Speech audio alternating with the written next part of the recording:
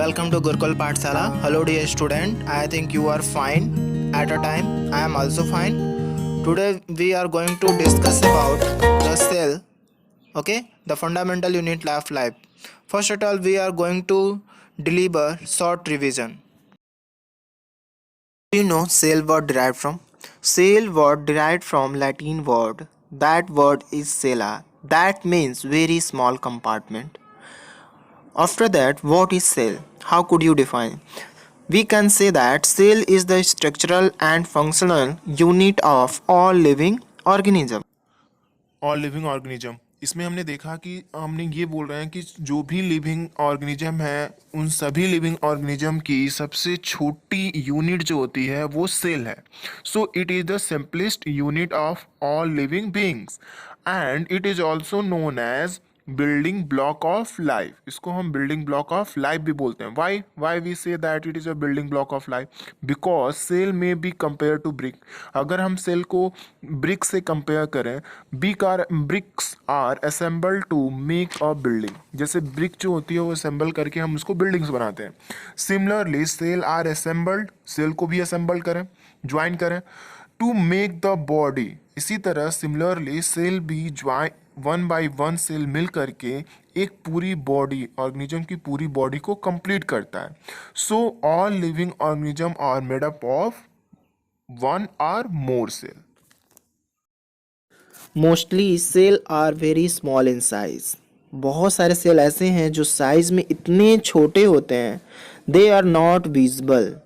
हम simple eyes से इनको हम देख ही नहीं सकते. Such type cell can be say, हम इस तरीके से सेल को देख सकते हैं. How? By the help of only microscope.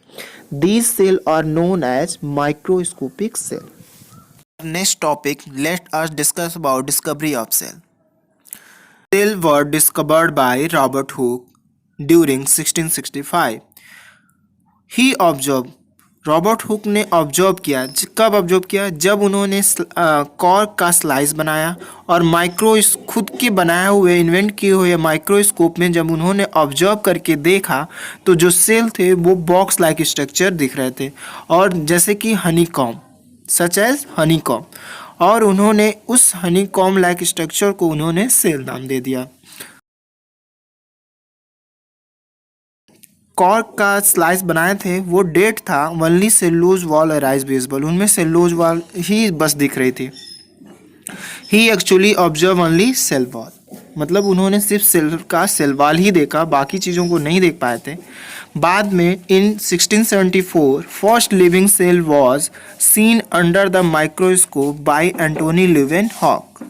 ये डच साइंटिस्ट थे जिन्होंने 1674 में microscope, by the help of microscope, उन्होंने सबसे पहले फर्स्ट लिविंग सेल का ऑब्जर्व किया था.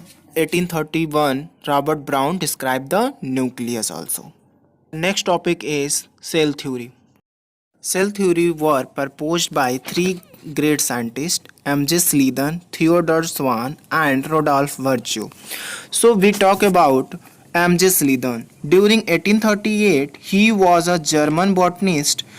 He examined a large number of plants and observed that all plants are made up of different type of cell to form tissue of plant. इन्होंने, ये German botanist थे, इन्होंने बहुत सारे plant पे स्टडी की और उस नॉलेज के बेस पे इन्होंने ये बताया कि सभी जो प्लांट हैं वो सेल के बने होते हैं और वही सेल टिश्यू का फॉर्मेशन करता है. After that second scientist Theodore swan, he was a British zoologist. ये ब्रिटिश के रहने वाले थे. इन्होंने ड्यूरिंग 1839 बहुत सारे सिमिलरली एनिमल्स पर स्टडी की और इन्होंने ये कहा कि सभी एनिमल्स जो हैं वो सेल के बने हैं और इनकी सेल कवर्ड होती है और थिन लेयर की. इन्होंने ये नहीं बताया कि वो थिन लेयर है क्या, जो कि आज हम उस थिन लेयर को प्लाज्मा मेम्ब्रेन के नाम से जानते हैं. These are known as plasma membrane. But और इनको कुछ प्लांट के बारे में भी इनको नॉलेज था, इसलिए इन्होंने प्लांट पे भी स्टडी की और on the basis of his knowledge जब उन्होंने कंक्लूडेड किया कि प्लांट सेल में सेल वॉल का क्या होता है, प्रेजेंट होता है। ये इट इज अ बेसिक या बोल लीजिए बहुत बेहतरीन कैरेक्टरिस्टिक फीचर्स है प्लांट किंगडम का। He gave a hypothesis all plants and animals are made up of cell and product of cell. After that we say that Sledan and Swan together formulated the cell theory, but this theory did not explain as how new cell were formed. यह cell theory ये नहीं बता पाई कि जो अब नए sales आते हैं वो कहाँ से फॉर्मुलेटेड होते हैं, और जिसकी वजह से ये सेल थ्योरी कंप्लीट शेप नहीं दे पाई। After that when come third main great scientist Rudolf Virchow during 1855 he give complete shape of cell theory, which statement are omnicella e cella. He told that omnicella e cella. What do you mean by that word? That word means new cell form from the pre-existing living cell. जो new cell जो आती है, जैसे कि वो जब लेदन और Schwann ने जब सेल थ्योरी को कंप्लीट शेप नहीं दे पाए, उसमें एक क्वेश्चन एराइज हुआ कि where new cell were formed. तो रुडोल्फ वर्च्यू ने इस कॉन्सेप्ट को दिया कि ओमनीसेल्युला ई सेल्युला, that means new cell were form pre existing living cell. जो न्यू सेल होती है वो अपने पुराने लिविंग सेल से डिवाइड होकर डिवीजन करके फॉर्म होती है। Cell theory are complete shape have first all living organisms are made up of cell. Second point, cell is the structural and functional unit of all living being. And third concept is all cell arise from pre-existing cell. It is a complete shape of cell theory. Plasm theory or proposed by Stulus during 1861, he told that all living cells are made up of living substance. These substances are known as protoplasm. After that, when Huxley during 1868 he proposed or described protoplasm, physical basis of life. Physical basis of life means cell cannot survive without protoplasm. So protoplasm is a physical basis of life. जैसा कि आप इस figure में diagram में देख रहे हैं, observe कर रहे हैं कि जो लिवर सेल है, एग सेल है, स्पर्म सेल है, these are different in shape. Organism have different shape. Most cell have different shape in human body. अगर हम ह्यूमन बॉडी की बात करें, most cell may be spindle shape, elongated shape, oval shape. Spindle shape such as muscle cell, elongated shape such as nerve cell, and oval shape such as RBC, which are known as red blood corpuscles also. After that, cuboidal shape such as germ cell, branch cell such as ostitis and chromatophores, and WBC white blood corpuscles are irregular shape. So these are different shape of cell. तो हम shape of cell की बात कर रहे हैं। Different organism have cell of different shape. हमने ये बताया कि अलग अलग ऑर्गेनिज्म के पास अलग अलग सेल्स होते हैं जो कि डिफरेंट शेप होती है। मोस्ट सेल हैव और डिफरेंट शेप, मतलब उनकी जो सेल है फिक्स होती है। जैसे कि ह्यूमन बॉडी की हम बात करें, cell may be spindle shape, जो स्पेंडल शेप में होते हैं, सच एज मसल सेल। जो मसल सेल है वो किस टाइप के होते हैं, स्पेंडल शेप में होते हैं। फिर अगर इलोंगेटेड शेप में जो होते हैं वो सारे नर्व सेल्स जो भी हैं हमारे बॉडी में वो इलोंगेटेड होते हैं, लॉन्ग होते हैं। फिर ओवल शेप जो होते हैं, जैसे कि रेड ब्लड सेल आरबीसी जो है। क्यूबॉइडल शेप में हमारा जर्म सेल आ जाता है, जर्मिनल। फिर आता है branch cell, oocytes and chromatophores हो गए। इसके बाद हमारे में आते हैं WBC। Some cell may not have any definite shapes. कुछ सेल ऐसे हैं जिनमें कोई डिफिनेट शेप नहीं होता है, जैसे कि अमीबा, ल्यूकोसाइट जो हमारी इम्यून क्षमता को बढ़ाती है, WBC जो बहुत सारे डिजीज को फाइट करती है। It is known as white blood sales.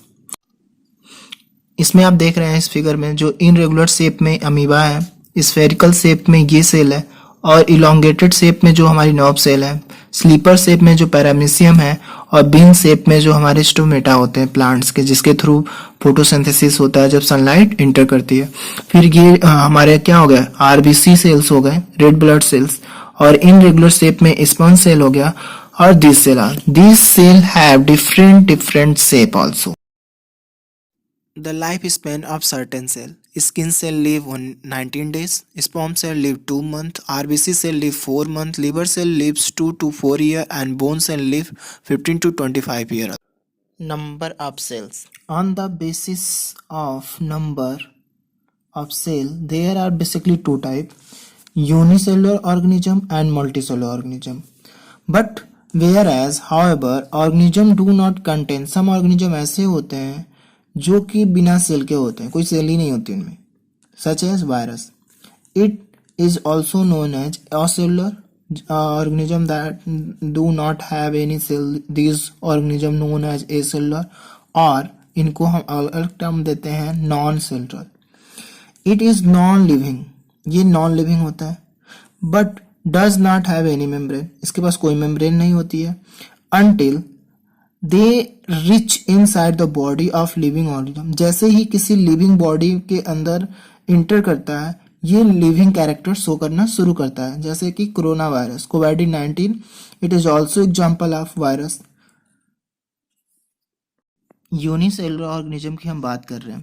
Those organism that are made up of only one cell, बहुत सारे ऑर्गेनिज्म ऐसे हैं जो सिर्फ वन सेल के बने होते हैं, such as amoeba, Chlamydomonas, Euglena, Paramecium, trypanosoma and bacteria also.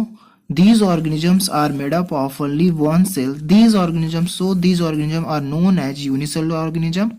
And second type number of, on the basis of number, organism further divided into two groups: unicellular organism and multicellular organism.